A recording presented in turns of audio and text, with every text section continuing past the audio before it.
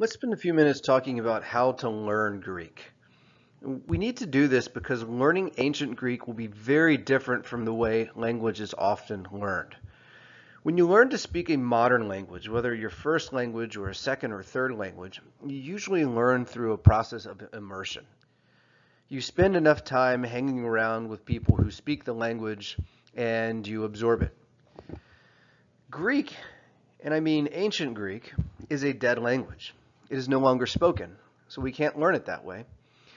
Really, we're teaching you not how to speak ancient Greek, although occasionally we will spend some time on conversational phrases, but you're learning how to read or translate Greek with the kind of competency needed to allow you to translate the New Testament.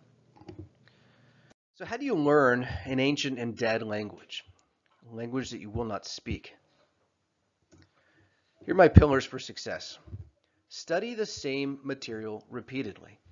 In the same way you learn a modern language through immersion, you're going to have to find a way to immerse yourself in the Greek, even if not by hearing. So here you're going to want to find smaller, shorter study sessions that occur more frequently, rather than longer study sessions that occur less frequently. So we want to find here those times, 15 minutes, 5 minutes, and occasionally even a few seconds, where you can review the alphabet, review your vocabulary, review your grammatical forms. So this is what you're doing at that time where you're waiting for your ride to show up, where you're waiting for the next class to begin, you're waiting for your professor to show, time that you might have spent on your smartphone. Second, you'll need to study about 2 to 3 hours per chapter. Now this is not 2 to 3 hours per week, but 2 to 3 hours per chapter. This does not include the time spent watching the course videos or spent taking quizzes and tests. This is time spent in the workbook and spent reviewing vocabulary and writing out grammatical forms, reading the chapter, about 2 to 3 hours per chapter, and we'll do about 2 to 3 chapters per week. Study consistently. It's great if you're studying repeatedly in those short study sessions all throughout the day, but if you're doing that one week and you skip the next, you're going to fall behind. You want to do this consistently. The class moves at a very fast pace, and it's all cumulative. The knowledge that comes at the beginning is a prerequisite for understanding what comes thereafter. So don't let the waters rise on you. You fall behind for 2 or 3 chapters. You'll begin to feel like you're drowning, and we don't want that. We want you to stay on the top. Next, study for understanding and not just completion. I know what it's like, and I know that often we have our checklists and we want to finish a task, check it off so we can move on to the next.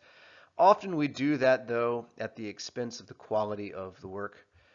Now, it is true that turning in an assignment will get you more credit than not turning it in, but you'll do much better for yourself, particularly when it comes to exam time, if you make sure that you're understanding the work that you're doing.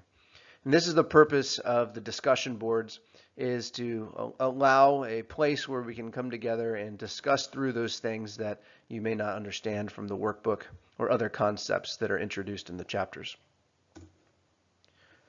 Number 5, use multiple sensory modalities. What do I mean? Well, there's the classic distinction between visual and oral learners. Visual learners learn best through sight or seeing. Oral learners learn best through hearing.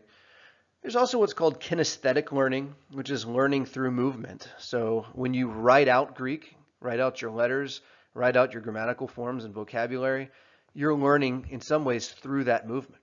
And so rely on the ones that you're strongest in, but the ideal would be to use multiple senses all at once.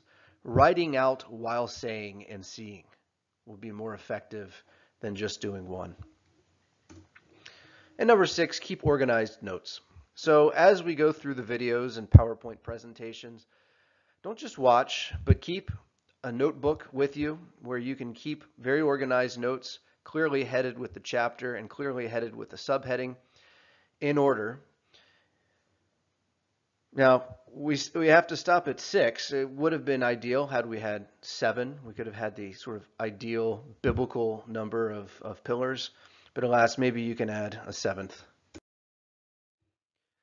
We can boil all this down to what I call the great maxim, a single maxim that encompasses all of the rest. And it's this: review every day, you get an A. Say it. Review every day, you get an A. Review every 3, you get a B or a C. It depends on who you are and what kind of knack you have for languages. Review only for tests, you get an F. Now, this is not a promise. This is some proverbial wisdom that I think generally rings true. If you are reviewing every day in the ways that I've just described, spending 2 to 3 hours per chapter, I think that you'll get an A. I'm not promising, but if you do this less frequently, a couple times, 3 times a week, you will not reach the level of success that you would had you studied every day. In some ways that's obvious, but I want you to be aware. It's all about the repetition. Do it more frequently for less time, but still a sufficient amount of time. Not less study sessions and more time. All right? Good luck, everybody.